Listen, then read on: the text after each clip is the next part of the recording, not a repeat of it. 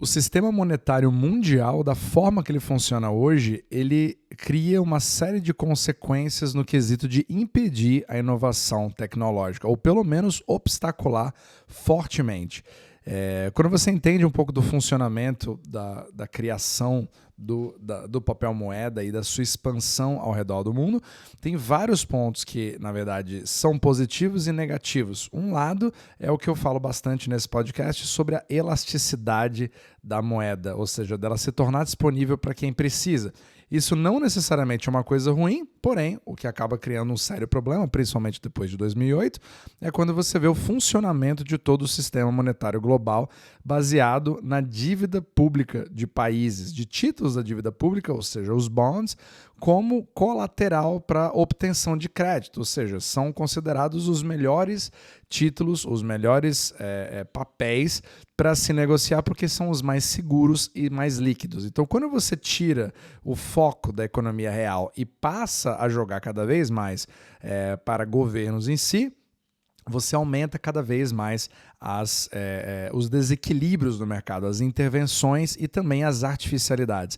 E o que eu quero passar aqui é um dos detalhes que foi discutido num debate no canal do Adam Taggart, né, o Thoughtful Money, que foi muito interessante. Ele até citou de um artigo de uma pessoa chamada, que eu nem conheço tão bem, chamado Jim Walker, vou até estudar um pouco mais sobre ele, mas ele falou uma coisa que eu acho que foi muito acertada para trazer um pouco a visão de como que o sistema monetário acaba impedindo a inovação tecnológica. Então, como que a inovação funciona na parte da macroeconomia? Então, digamos que você se lembre quando lançaram a primeira TV de plasma, por exemplo. Antigamente, talvez você não lembre, mas as TVs eram de tubo de imagem, ou seja, aquela TV grandona, funda, né? Ela era bastante grande, ocupava grande parte da nossa sala.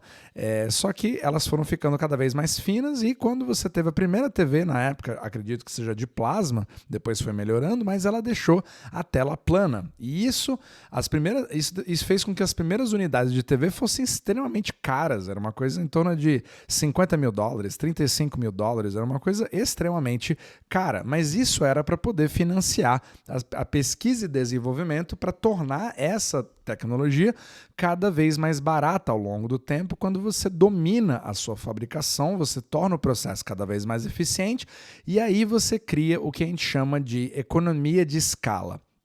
Quando você tem esse processo acontecendo, aí sim você cria uma redução dos preços que é drástica. Hoje você vai em qualquer Walmart aqui nos Estados Unidos e você consegue comprar uma TV por menos de $200, até $150 ou menos, dependendo do tamanho dela. Isso era impossível há anos atrás. Então você percebe um processo de deflação baseado na inovação. Essa é a famosa deflação saudável, certo? Que cria todo o desenvolvimento da sociedade e busca novos produtos e serviços com mais oferta e os preços acabam caindo. E esse tipo de deflação, que na verdade eu não considero como deflação, mas sim um crescimento de produtividade e maior eficiência que se refletem em preços mais baixos, você também tem a deflação, que é o pior problema de todos, que é quando faltam as moedas necessárias para você fazer uma transação comercial ou financeira, mesmo que não existam problemas nos próprios ativos. Então é muito importante você diferenciar esses dois. Quando você tem uma crise deflacionária, você tem uma crise onde de fato você tem um problema no próprio funcionamento da moeda, criando um problema para você descobrir o real preço de um determinado ativo, porque você não consegue usar a ferramenta para precificá-lo, para determinar o que é um valor de um determinado ativo. Então são coisas completamente diferentes. Agora, o que o Jim Walker falou é a forma que o governo consegue criar problemas no sentido de você, de fato, precificar a sociedade, digamos assim, todos os produtos e serviços baseados numa economia onde você tem cada vez mais interferências governamentais. Então ele falou uma coisa que eu achei muito interessante. Ele falou o seguinte: o estado natural da economia é gerar deflação, ou seja, o crescimento de produtividade, que seria a boa deflação, entre aspas. Agora, os bancos centrais, eles lutam contra esse estado natural porque ele dificulta o pagamento das dívidas pelos governos. Então, não estou falando de nós, cidadãos, estou falando dos governos. Olha isso. A geração de inflação pelos bancos centrais, então, é um esforço para poder fornecer aos governos uma saída fácil dos seus problemas através da inflação, em vez de ser pela prudência fiscal. Então, olha a profundidade do que ele está falando aí. Ou seja, se você percebe, hoje nós temos um mercado com novos produtos e serviços, inovação, que busca deixar os objetos, né, os produtos e serviços cada vez mais baratos. Quando você tem internet, eu consigo, por exemplo, transmitir esse podcast num custo muito menor, né, com custo marginal quase zero, ou seja, o mesmo trabalho de uma pessoa me ouvir ou 1 milhão de pessoas me ouvirem. E isso se dá pela tecnologia. Antigamente era muito mais caro. Da mesma forma, produtos e serviços com produção em escala. Porém, do outro lado, quando você tem gastos públicos que aumentam cada vez mais, eles criam uma demanda artificial que não existiria caso simplesmente fossem as forças baseadas no mercado daquele país, né, no livre mercado. E isso acaba criando uma série de problemas, porque você te dá a permissão de você simplesmente poder gastar mais, mesmo sem ter o dinheiro, porque você consegue criar novos bonds para captar novos fundos de outros lugares para poder pagar os seus gastos. Então, isso acaba criando um problema inflacionário no país. E aí você tem duas forças que se chocam.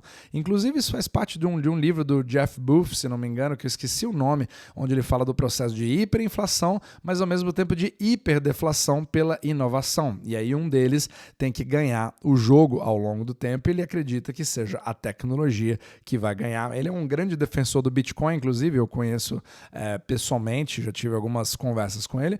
Ele é realmente uma pessoa muito interessante de se conversar. Obviamente tem coisas que eu concordo e discordo, mas é muito importante você entender esse conceito. Então, quando você tem, de um lado, uma força hiperdeflacionária baseada na deflação de produtos e serviços, que permite que carros sejam mais baratos ou coisas sejam mais baratas, e ao mesmo tempo você tem uma outra força governamental fazendo a artificialidade desses preços subirem, essa que talvez seja a grande guerra do século XXI. Só que tem um problema aí. Você hoje percebe, o George Gammon, ele é uma das pessoas que mais levanta essa bandeira. Ele percebe que a qualidade a qualidade de vida que a gente vive nessas gerações, a percepção de se ter uma qualidade de vida inferior nesse nosso século, talvez, ou nas nossas décadas, ou na nossa geração, em relação às gerações passadas, se dá principalmente pelo fato do conceito de dominância fiscal, ou seja, o gasto público em relação ao PIB que é gerado naquele país. Esse percentual, quanto maior ele for, mais significa que os gastos públicos representam quase metade da economia, quase 60% da economia, né? Quanto maior for o percentual, mais essa pressão aumenta em relação a uma entidade que não produz nada, como o governo. Ele simplesmente aloca recursos, mas você não consegue, muitas vezes, produzir esses produtos e serviços na velocidade exigida por aquela demanda artificial que foi criada pelo aumento de gasto governamental baseado numa decisão política. Então, você tem essas duas contracorrentes lutando, só que quanto maior for a dominância fiscal e o gasto público em relação ao PIB de um determinado país, mais você esmaga a capacidade de inovação daquele país.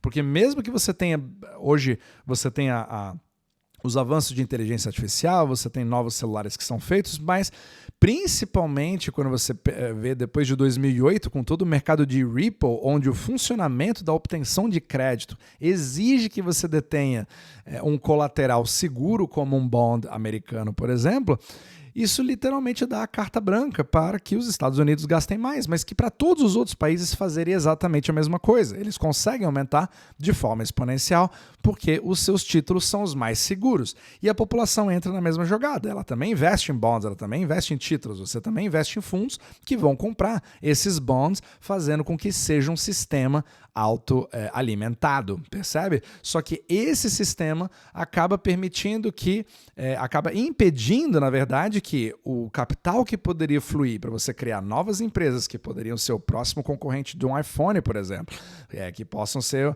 os novos concorrentes da Microsoft, da Apple, novas empresas que possam surgir, novos produtos e serviços fazendo o preço marginal, o custo marginal desses produtos caírem e automaticamente uma onda de deflação maravilhosa para a população, você impede essa força de acontecer, fazendo com que a artificialidade acabe ganhando. Então hoje, por mais que a gente tenha um processo de inovação, primeiro, ele poderia ter sido muito maior num juro composto de custo de oportunidade se o capital que foi alocado para comprar os títulos de dívida pública pudessem ir para a economia real. Então já parte do problema do custo de oportunidade, que é exponencial quanto mais o tempo passa, certo?